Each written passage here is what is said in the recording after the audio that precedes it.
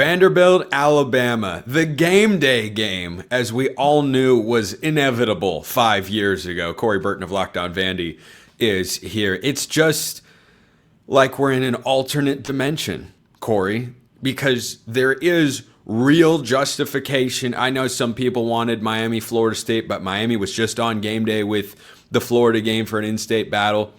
This is the right call to make Vanderbilt, Alabama the game of the week, and it just frankly is. And so for Vanderbilt in this spot, you have the ability to prove that you're not a fluke, that you're not just trendy, you're not just a fun story. You go into Tuscaloosa and win. We're talking about top 10 playoff caliber Vanderbilt. Incredible sentence, but it's one that would be uttered.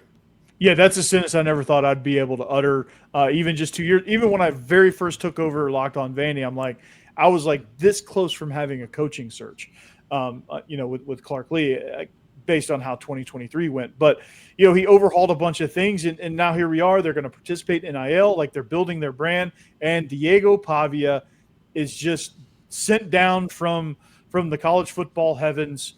And he has gotten better each and every week. From his very first start till now, just everything is light years better. His leadership is there. This team has a mentality. They play as one. They're tough. They're physical. They're hard-nosed. They're gritty.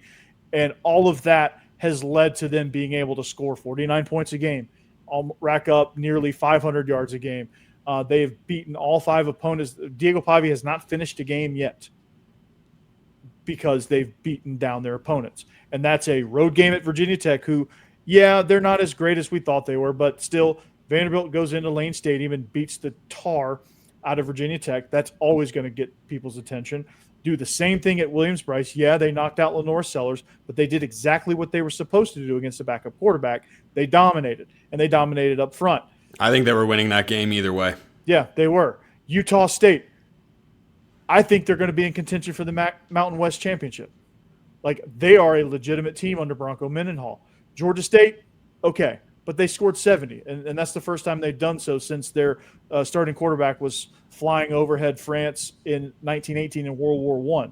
So that's a crazy stat. So, they've done everything that they're supposed to do against their schedule that elite teams do. They're playing like an elite team. They've got elite team DNA. They've just got to go out there and prove it on Saturday.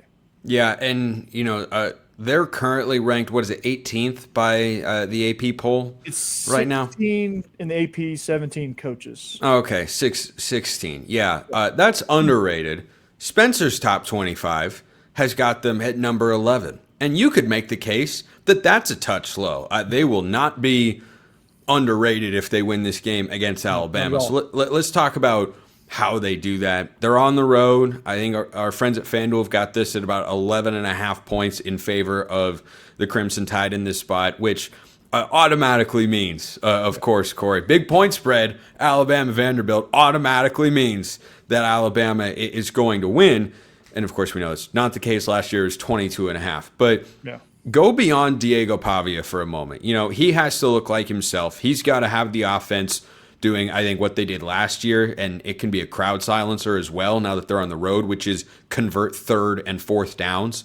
Nothing sucks the air out of the stadium like 3rd and 4th down conversions and a running game. That is how you neutralize a crowd in a hostile environment. And go beyond Diego Pavia, though. Give me a couple guys on the Vanderbilt side that you look at and go, this guy's got to play well, or Vanderbilt's taking their first loss of the season. Offensively, you said it. The run game has to be elite. So that's got to be Cedric Alexander, MK Young, and AJ Newberry, the trio of running backs that has played extremely well this year. They've got to have a big game. I think Trey Richardson, you've got to find creative ways to get him the ball as a slot wide receiver, outside wide receiver. He can play in different spots there. Eli Stowers has got to have a monster game. I think he can affect things in the middle of the field. He can affect things in the run game. He can line up in a multitude of different places. He's got to affect the game as well. And then Junior Sherrill, who's emerging as the true number 1 receiver. I think he's proving himself to be a legitimate receiver in this league and prove that he belongs in that category.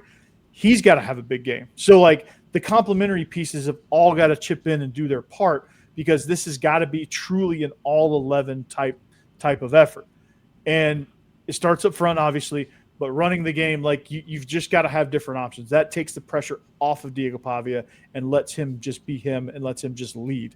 And last year, I think, down the stretch of the season, he took too much on his shoulders. That's why I think he was banged up. But this year they've been able to, protect him a little bit more with play calls. Offensive line play has been a lot better as well.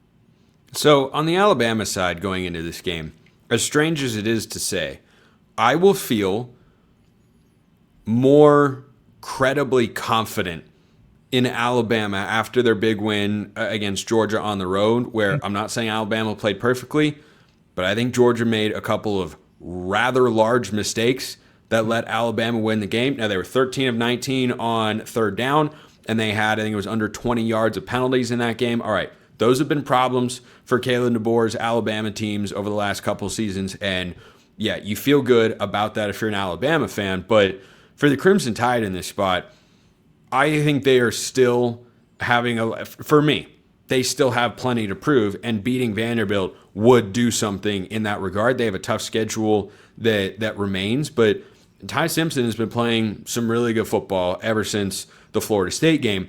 Big reason for that, he's been much better protected. I think he is an incredibly talented, capable quarterback. We know about the weapons he's got with Ryan Williams and Jeremy Bernard.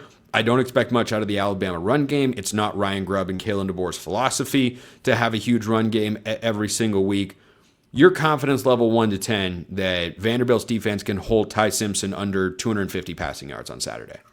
Ooh, I'm gonna keep that around a 5 or 6, just kind of right there in the middle. It all depends on how they affect the receivers on the outside. It all affects on how they can disrupt his timing. He's very rhythm based.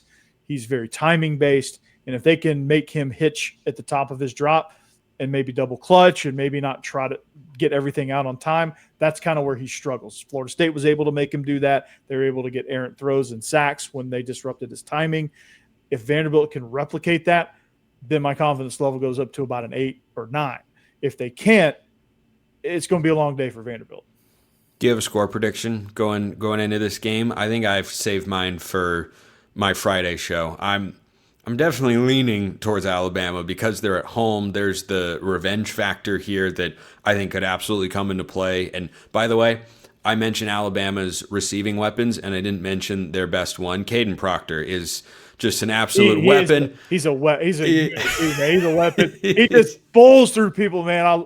That was fun. I don't know if I loved the play as much as I loved Fowler and Herbstreit's reaction on the broadcast. Herbstreit in particular is just losing his mind, like, oh my gosh, they threw this guy the ball. That's incredible. But if Vanderbilt is going to pull this upset, Corey, and then give me your score prediction, what's the top thing you think they've got to do? Top thing they got to do is control the clock and control the field position, which I think that's their game. That's their MO. That's how they were able to win last year. And I think they're very much able to do that this year. I'm going to call my shot, Spencer. I'm going to say Vanderbilt's going to pull the upset, and it's going to be 34-31. Yeah. We've had a couple of we have had a couple of upset predictions on the show. We had Houston over Texas Tech and Vanderbilt over Alabama. I'm calling my shot, man. I mean, hey, I'm confident in this team. They've got the makeup of a team that can definitely pull this. That might be enough for me to at least include them in the best bets this week. But you'll have to tune in to tomorrow's show to find out for that. Corey Burton, Locked On Vandy, appreciate the time. We're bouncing back to the Big 12 because Friday night, BYU's got what looks on paper like an upset alert, and then it's just not.